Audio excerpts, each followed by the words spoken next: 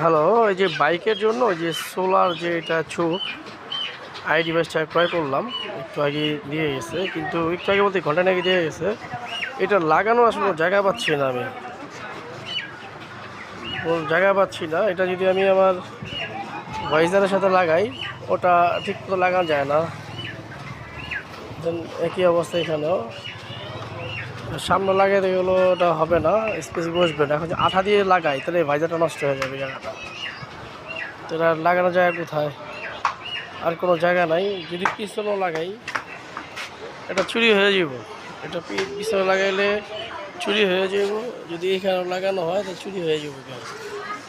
তো স্পেসিফিকলি এটা আসলে কোথাও বাইকের জন্য কখনো সুইটেবল না। তো বাইকের জন্য যারা কিনবে তাদেরকে বুঝে শুনে কিনবে। আসলে এটা আসলে টোটালি প্রাইভেট কারের জন্য, হ্যাঁ, বাইকারদের জন্য না।